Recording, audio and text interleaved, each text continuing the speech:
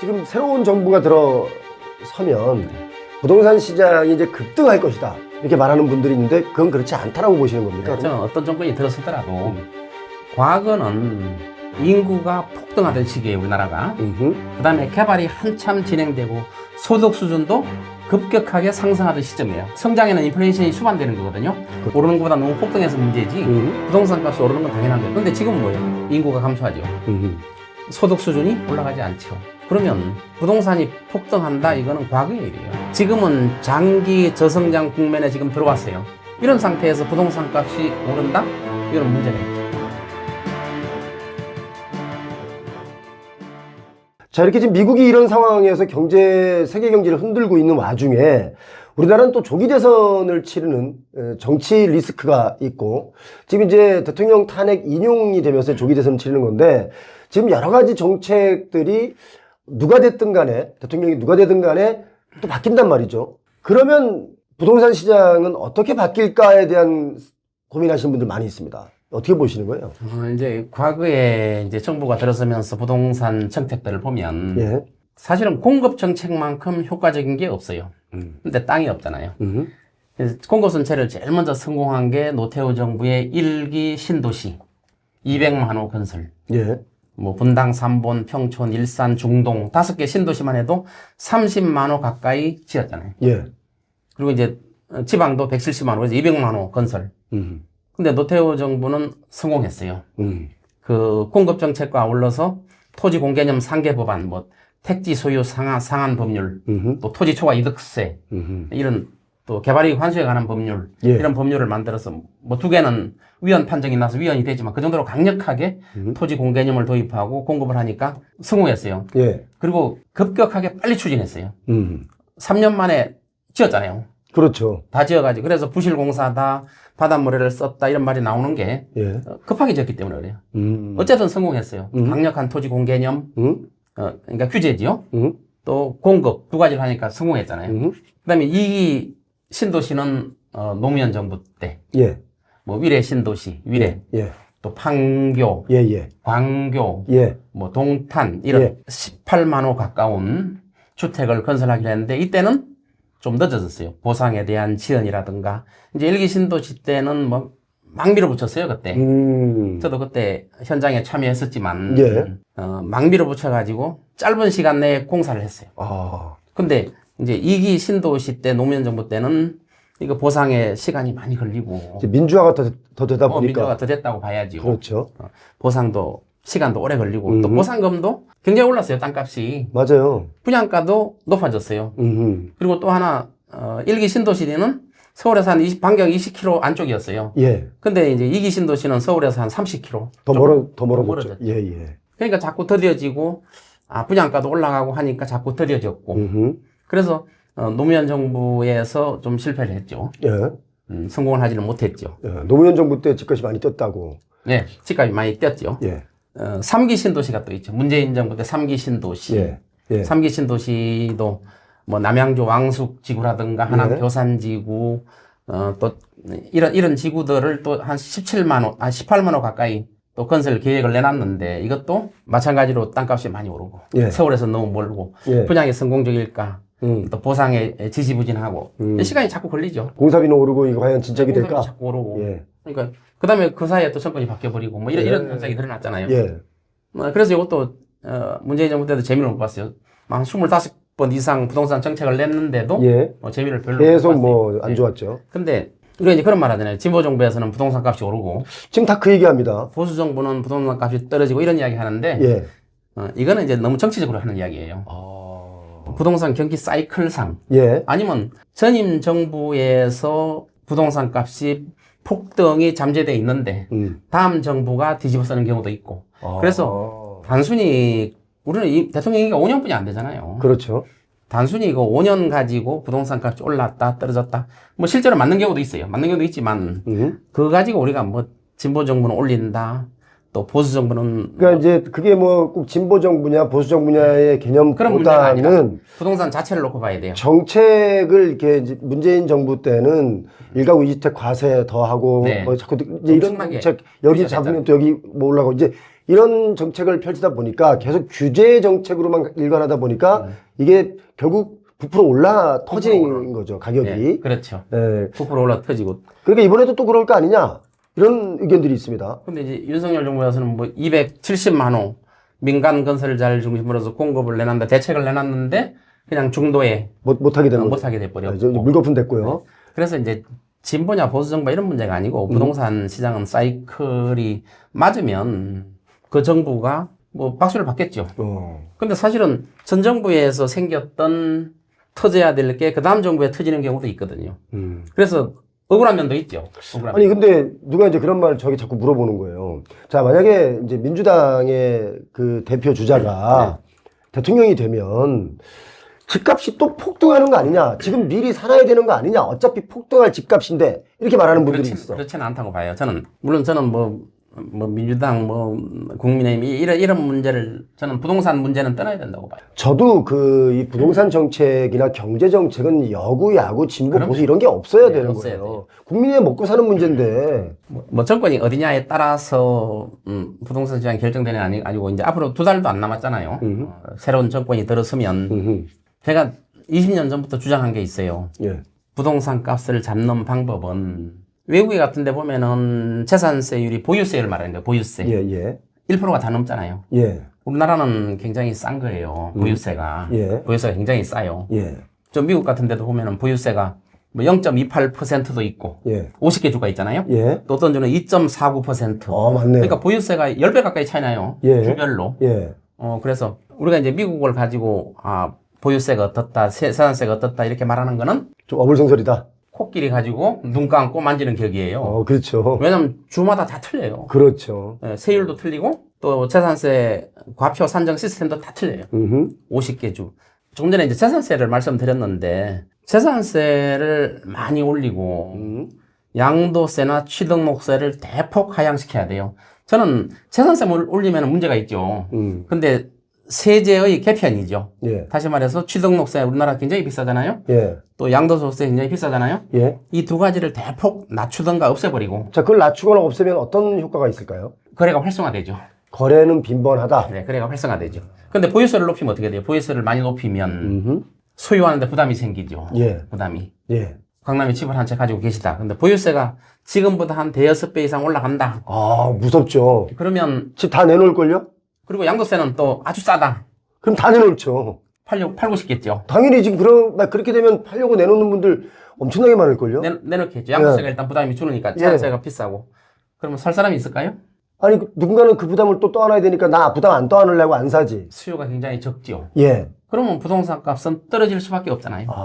이제 제가 한 20년 전부터 계속 보유세 높여야 되고 양도세 이런 거 다 낮춰야 된다 말하면은 반대하는 분들이 계속 신문에 쓰는 게 뭐냐 하면 재산세를 높이면 재산세가 월세 세입자들한테 전세 세입자들한테 전가돼 가지고 집 없는 분들이 더 고통을 느낀다 이렇게 써요. 그럴 수도 있는 면이 없지 않아 있어요. 있죠. 예. 근데 일종의 가스라이팅이죠. 예. 그러면은 이제 집 없는 분들도 재산세 올리면 뭐 그런가 보다 이렇게 이해할 수도 있잖아요. 또 칼럼 쓰시는 분들이 대부분 또 뭐 미국의 유명 대학에서 박사 받은 분 이런 분들이잖아요. 예. 그리고 또 신뢰를 한단 말이에요. 예. 그러니까. 근데 그분들 다 죄송하지만 카르텔들이 많지 않습니까? 네, 그런 게 있어요. 하여튼 재산세를 못 올리게 하는 거죠. 전세나 월세 사시는 분들이 정가를 못 시키게 해야죠. 그리고 정가가 그렇게 크게 되지 않아요. 조금 전에 말한 것처럼 보유세를 높이면 양도세를 대폭 낮추면은 팔고 싶겠죠. 근데 그렇죠. 수요가 없겠죠. 예. 그러면 집값이 점점점 하향 안정화되면 뭐 세입자는 평생 세입자예요. 싸지면 집을 사죠. 그렇죠. 수요가 생기는 거죠. 또 매매가가 떨어지면 뭐 월세나 이런 것도 떨어지게 되죠. 떨어지게 되죠. 당연히. 예. 그래서 이제 2달도 안 남았는데 새로운 대통령이 나타나면 예. 이러한 세제 개편을 강력하게 한다면 아주 훌륭한 업적으로 저는 남을 것 같아요. 제가 우리 서동기 박사님 새 정부에서 일할 수 있도록 제가 네. 표영호 TV에서 바람을 많이 잡아보도록 하겠습니다. 아니 저는 새 정부에서 일하고 싶은 생각이 없어요. 그냥 새로운 이론만 계속 말하고 싶어요. 그래요? 네. 왜냐면 이 집값 하향 안정화에 대한 개념을 갖고 계시기 때문에 사실 이 집값이라는 게 너무 계속 고점으로만 달리다 보면 결국 이게 언젠가는 우리나라 경제의 발목을 잡고 빵 터지게 돼 있고 또 서민들은 계속 살기 힘들고 그럼요. 돈 가진 자들만 더 부자가 되려고 더 비싼 가격에 그렇죠. 자꾸 버풀리면 지금 같은 현상이 예, 나타나는 거예요. 결국 이게 나중에 시간이 지나면 이건 제 이론인데요. 얼마 전에 강동구에서 도로가 침하돼가지고 싱크홀 생겼잖아요. 네. 이게 뭐냐면 중산층이 무너지면 부자들도 툭 꺼지는 거예요. 그렇죠. 무시무시한 일이 벌어났죠. 경제 싱크홀이 나오는 네, 겁니다. 맞아요. 그래서 자 우리가 개별적으로 뭐 나만 잘 살면 되지라는 욕심을 부렸다가는 큰일 나는 지금 시기에 와 있다. 이제 보유세를 올리면 또 이런 말 하시는 분들이 있어요. 집까지 지신 분들이, 저렴한 주택까지 지신 분들이 피해를 같이 올린다. 같이 올리니까, 세율을. 근데 이제 미국의 제도, 훌륭한 제도가 있어요. 재산세가 10,000불까지는 예. 소득이 있으면 소득 공제를 해줘요. 다시 말해서 소득 있는 분들은 소득 공제를 해주기 때문에 10,000불까지는. 그 10,000불 정도의 재산세가 나오려면은 우리나라 돈으로 집값이 한 12억, 13억 정도 돼야 돼요. 어허. 그러니까 12억이나 13억 정도 이하 되는 분들은 재산세를 안 내는 거예요. 아예 안 내는 거고. 소득을 면제되니까. 그걸 넘어가면 좀 내는 거고. 비용 처리해 주니까. 예. 근데 이제 소득이 없는 분들은 비용 처리가 안 되니까 고스란히 내야 되겠죠. 그러면 이걸 나중에 이제 이게 만약 법이 통과됐다. 네. 만약에 법을 만들었어. 서 박사님 말씀 네네. 듣고. 그럼 나중에 서 박사님 무슨 얘기 듣는지 알아요? 강남 집값 다 떨어뜨렸다는 사람이 바로 이 사람이야? 당신이야? 그래도 네. 강남 집값이 떨어지는 데는 한계를 가지고 있는 게 물론 떨어지겠죠. 떨어지는데 예를 들어서 이제 우리 표 대표님이 강남에 집을 가지고 있는데 보유세를 많이 올려가지고 내가 지금 100억 있는데 예. 1년에 몇 천만 원 낸다고 생각해봐요. 두 가지 부류가 있겠죠. 예. 한 부류는 몇 천만 원씩 낸다는 게 이게 말이 돼? 이게 자본주의야? 이렇게 말하는 분도 있고 또 한 분은 내가 몇 천만 원 내는 거는 당연하다. 빈부격차가 심해지는 걸 줄여야 나도 편해진다. 그렇지. 나라에서. 이게 뭐예요? 노블리스 오블리제. 네. 둘 중에 어떤 걸 할 거예요? 저는 만약에 제가 그 상황이라면 저는 후자를 택할 겁니다. 예, 방송이니까 그렇게 말할 수도 있겠는데. 아니요, 저 진짜 그렇게 할 거예요. 그러면 훌륭한 아니, 생각이에요. 100억 가지고 있는데 뭐 그거 뭐 못합니까? 세금 낼 거 다 내고 뭐.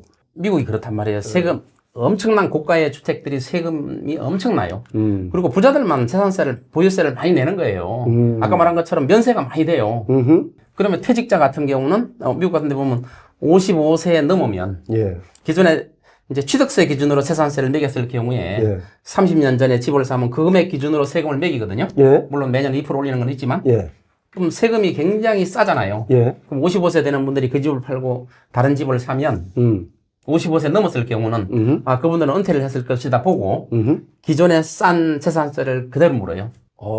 집이 더 올라가고 집이 올라가더라도 가격이 올라가도? 올라가도 그거는 미국이 합리적이네. 그런 부분은. 그런 제도를 도입하지 않고 그런 내용을 이야기하지 않고 재산세를 올리면 세입자도 어려워질 거다. 아니면 또 싼 집을 갖고 있는 분들도 고통을 겪게 될 거다. 이런 말을 하는데 그 뒤에 숨어 있는 거는 이야기를 안 해요. 저는 그것도 그 뉴스에서 자꾸 엄하게 다루는 내용이라고 저는 보고 있고 그게 결국 카르텔들의 뉴스라고 저는 개인적으로 봐요. 그럴 가능성이 많죠. 제가 바로 그런 걸 다루는 책을 쓴 게 바로 이 뭐죠? 책입니다. 누가 썼어요? 제가 쓴 책입니다. 공급자의 시선이라는 책이 뭐냐면 바쁜데 쓸 시간이 있어요? 그 이제 얼마나 제가 요즘 막 눈이 밑에가 떨리고 막 컨디션이 안 좋고 어쩐지 눈이 쏙 들어가더라고요. 예 밤에 쓰다 보니까 여기 봐요. 예. 공급자의 시선. 예 공급자의 시선이라는 게 뭐냐면 사실 이게 어떤 내용이에요? 핵심 내용이? 이제 뭐냐면 우리가 잘못된 그 메시지를 보고 잘못 오해를 하기 시작한다는 거예요. 그러니까 메시지를 보지 말고 메신저를 봐라. 그래서 과연 이 뉴스를 누가 냈는지, 이 뉴스를 어떤 목적에서 냈는지 보면 아까 말씀하신 대로 바로 그거예요. 예. 어떤 세력이 있다는 거지. 그렇죠. 그래서 그런 뉴스를 보면 부동산 시장이 보이거든요. 네. 저는 그걸 좀 간파하는 책을 제가 쓴 건데 뭐 하여튼 제 책 얘기 나와서 죄송합니다만은 지금 이렇게 지금 새로운 정부가 들어서면 부동산 시장이 이제 급등할 것이다. 이렇게 말하는 분들이 있는데 그건 그렇지 않다라고 보시는 겁니까? 네, 저는 어떤 정권이 들어서더라도 과거는 인구가 폭등하던 시기에 우리나라가 그 다음에 개발이 한참 진행되고 소득 수준도 급격하게 상승하던 시점이에요. 맞습니다. 과거 개발기에는 인플레이션이 심화돼요. 그러니까 성장에는 인플레이션이 수반되는 거거든요. 그럼 그렇죠. 부동산 값이 오르는 건 당연한 거예요. 오르는 것보다 너무 폭등해서 문제지 부동산 값이 오르는 건 당연한 거예요. 근데 지금은 뭐예요? 인구가 감소하죠. 소득 수준이 올라가지 않죠. 그러면 부동산이 폭등한다 이거는 과거의 일이에요. 과거 개발기 때 일이지 지금은 장기 저성장 국면에 지금 들어왔어요. 이런 상태에서 부동산 값이 오른다? 이거는 문제가 있죠. 서울의 강남의 일부 아주 고가 주택은 아직도 우리나라 그 몇백억 가지고 있는 분들이 상당히 많이 있잖아요. 예, 많죠. 예, 많죠. 예. 예를 들어 뭐 300억 이상 있다 그러면 뭐 몇만 명 된다고 그러잖아요. 뭐 통계를 정확히 안 내봤지만 몇만 명 될 거예요. 고가 주택은 내가 그 집을 샀을 때 예. 뭐 부담이 크게 되지 않은 현금으로 사고 대출 필요 없고 예. 뭐 강남은 어차피 대출 못 받잖아요. 음흠. 현금으로 살 수 있고 부담이 없으면은 그 집값이 계속 중심지는 오를 수 있죠. 음흠. 오를 수 있어요. 음흠. 근데 그걸 갖다가 대출을 해서 산다 그러면 낭패를 당하는 거죠. 따라서 사면. 그렇죠. 지금이 바로 그런 상태예요. 대출 받아서 무리하게 사는 분들이 있어요. 예. 이거는 낭패를 당할 수밖에 없어요. 다시 말해서 최고의 자산을 가지고 있고 고소득을 가지고 있는 분들끼리 경쟁하는 시장에 대출을 받고 뛰어들었다가는 예. 나중에 큰 낭패를 당할 수 있다. 왜냐하면 그 집값도 결국 떨어지거든요. 그렇죠. 근데 이런 게 있더라고요. 이게 사실 제가 볼 땐 어쩌면 가장 큰 문제일 수도 있는데 네. 한 300억, 400억, 500억 정도의 자산을 보유하신 분들이 이제 사업을 통해서 이 돈을 모았단 말이에요. 네, 그렇죠. 자산을 일궜는데 그러면 사업을 영위를 계속해야 고용도 창출하고 세금도 계속 뭔가 내는 거 아닙니까? 그렇죠. 근데 이분들이 이제 사업을 접어요. 왜 접냐? 사업할 환경이 아니다. 라고 판단을 해서 사업을 다 접고 이분들이 고가 아파트를 그냥 질러서 사요. 네. 그리고 그 다음에 좀 시간이 지나면 뉴스에 나요. 네. 그 아파트가 100억에 샀는데 200억이 됐다는 둥 이런 기사가 나는 거죠. 그럼 또 누군가가 바보 같은 사람이 그걸 200억에 또 살려고 달려들면 팔고 나오죠. 팔고 나와요. 네, 맞아요. 그러니까 이분들은 사업을 통해서 예전엔 돈을 벌었는데 이제는 그럴 필요 없이 그냥 부동산 아파트 한 채 잘 사면 사업해가지고 막 고용 늘려가지고 막 머리 아픈 것보다는 훨씬 편하다. 수익이 훨씬 나고. 근데 이런 의식, 네. 이런 생각들이 결국 우리 미래를 망친다. 네. 저는 부동산 시장이라는 개념 자체가 값이 얼마나 뛰었냐 내렸냐의 개념보다 의식 구조를 이렇게 바뀌게 만들어 놓으면 이게 앞으로 미래가 없다라는 생각을 제가 하는데 이 말에는 부동산 감정평가사 1호 박사님으로서 제 의견은 어떻게 생각하십니까? 그게 맞는 말이죠. 아까 말한 고가주택을 실제로 값을 2배 올려서 팔고 나오시는 분들이 있어요. 주택을. 많습니다, 지금. 네, 주택이 있어요. 예. 연거리 달려들 수도 있죠. 더 뛴다 싶으니까. 네, 더 뛴다 싶으니까. 예. 뭐 30평 한 채에 뭐 100억 간다 이런 말도 나오잖아요. 미국에서 몇백억짜리 집에 살고 1000억, 2000억짜리 집에 산다고 해서 그분들을 비난하지 않는 이유가 뭐냐? 재산세를 어마어마하게 내요, 그분들. 세금을 어마어마하게 낸다. 네. 몇 년 전에 그 LA에 비버릴스에 2000억짜리 단독주택이 팔렸어요. 예. 2000억짜리면 1년에 1.25%니까 25억을 내겠죠. 예. 그럼 한 달에 내는 게 한 2억 넘겠죠. 그렇죠. 매달 내는 재산세가, 보유세가. 예. 그렇게 재산세를 많이 내기 때문에 비난을 하지 않아요. 왜냐하면 많은 보유세를 내고 나는 그 돈을 낼 각오를 하고 그 집을 산 거 아니에요? 그렇죠. 그렇기 때문에 비난을 받지를 않아요. 우리나라도 어차피 그 자산 총액에 따라서 재산세라는 걸 내지 않습니까? 네. 근데 재산세를 많이 내는 분이 있고 물론 뭐 안 내는 분도 있는 거지만 네. 우리나라도 이제 그렇게 뭐 재산세 내는 거에 대해서 불만이 많은 분들은 크게 좀 없지 않나 싶어요, 제 생각에는. 가진 만큼 내는데 뭐. 대출을 많이 받은 분들은 불만이 많죠. 그렇죠. 대출 이자도 내야 되는데 재산세까지 내면은. 그래서 제가 보유세를 많이 올려야 되는 게 나는 저 정도 돈을 부담할 능력이 있을 때 집을 사야 돼요. 그럼 수요가 자꾸 한정되잖아요. 수요가 점점 줄잖아요. 그 대신 양도세나 이런 걸 깎아줘야 돼요. 취득록세 미국은 하나도 없어요. 지금요? 제로예요. 취득록세가. 한 80% 이상 대주가 예. 취득록세가 없어요. 그래서 우리나라는 미국의 50개 주 중에서 좋은 주만 갖다 쓰면 되잖아요. 좋은 정책만. 좋은 정책만. 그래요. 그 배우면 되는데 왜 그런 걸 안 배우고 자기들 맘대로 막 해가지고 이랬다 저랬다 하니까. 그렇죠. 부동산 시장이 아주 이상하게 흘러가겠는데 또 이거 하나 한번 좀 설명해 주시기 바랍니다. 혹시 이제 정권이 바뀌면 1가구 2주택 그 다주택자 과세하던 거 또는 지금 뭐 금리를 더 내린다든지 경기를 부양한다는 측면에서 또 전 국민에게 막 돈 또 이제 풀어준다든지 막 이렇게 돈이 유동성이라는 게 좀 풀리면 집값이 급등한다 라고 말씀하시는 분들의 질문이 쏟아지고 있습니다. 지금 이제 유동성이 지금 장기 저성장이라고 말씀드렸잖아요. 예. 과거에는 유동성을 풀면 경기 살리는데 큰 도움이 됐어요. 예. 큰 도움이. 근데 지금 장기 저성장 국면에서 유동성을 완화시키면 그거는 망하자는 소리예요. 근데 뭐 사실 당장 유동성을 완화시켰다고 풀어준다고 해서 지금 당장 망하는 게 아니니까 나중 문제니까 나는 모르는 거 나중 아닙니까? 문제니까. 나는 모르고 아니고 그냥 막 할 수 있는 거 아닙니까? 그렇죠. 나중에 이제 국가가 부도 상태가 나는 거죠. 그러니까 그건 나 때가 아니고 다른 때 할 거 아니에요. 네. 부도가. 그렇죠. 그러니까 나중에 예. 우리가 임기가 5년이잖아요. 예. 뭐 어떤 분은 뭐 2년 반인 분도 있고 임기가 다 다르지만 그렇죠. 임기가 어쨌든 5년 아니에요. 예. 이게 트럼프 행정부가 지금 관세를 저렇게 하는 목적 중에 하나도 미국 국가 부채. 국가 부채가 지금 36조 달러예요. 36조 달러면은 5경이 넘어요. 경이라는 단위를 우리 상상 못 하는 거죠? 예, 얼마 전에 주식 떨어져가지고 하루에 1경이 날아갔는데. 그렇죠. 일단 국가 부채를 탕감할 수 있는 한 방안이 되잖아요. 그렇죠. 또 기상천외한 방법을 하나 발견했잖아요. 골드카드라는 거 들어봤어요? 골드카드는 뭡니까? 골드카드라고 이제 트럼프 행정부가, 출범하자마자 발표한 건데, 500만 불을 내면 예. 영주권을 그냥 주겠다.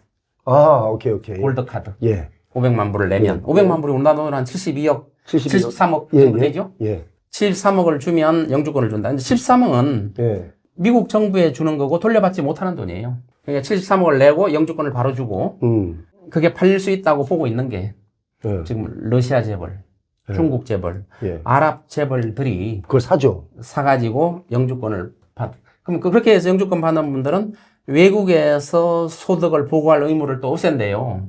그러니까 소득세 혜택도 굉장히 주는 거죠. 그러니까 자산이 있는 사람들은 이거 그냥 받을만 하네요. 네, 미국에서 이제 통계를 내보면 500만 불, 그러니까 73억 주고 이 영주권을 살 능력이 되는 사람이 한 3,700만 명이라고 지금 예측하고 있고, 예.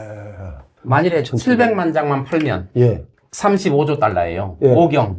그럼 빚 갚는다? 미국 빚이 제로가 되는 거예요.